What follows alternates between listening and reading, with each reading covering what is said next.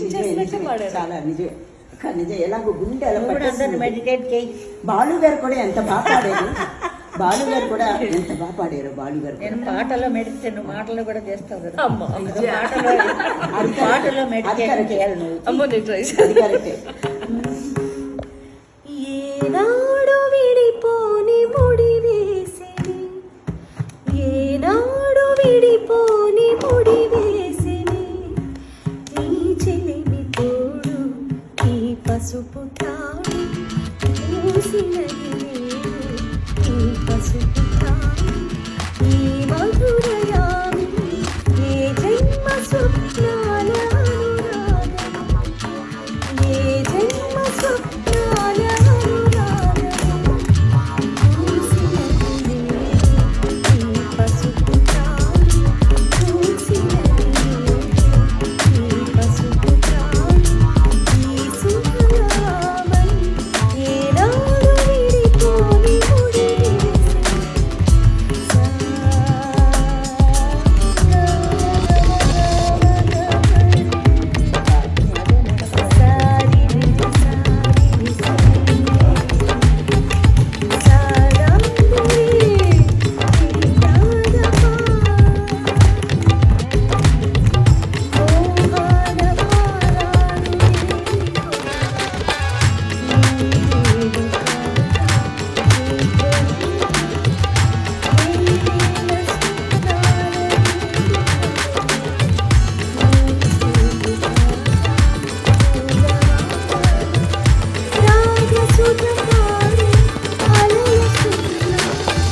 స్వాగతము పాడి ప్రణయము కలకాలము కలగానమై నిలవాలి మన కోసము, ఈ మమతలే నాడు విడిపోని ముడి వేసిని.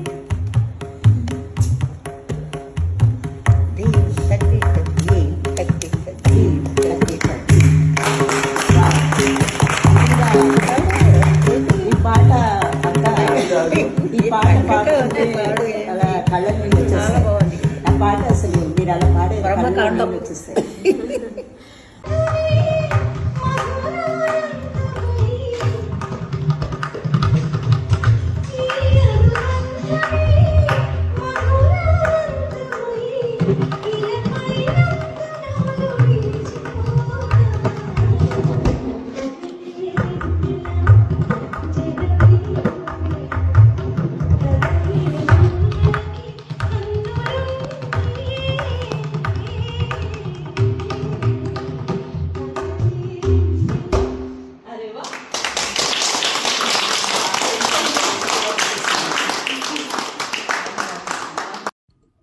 నేనెప్పుడు చిన్నపిల్లనే.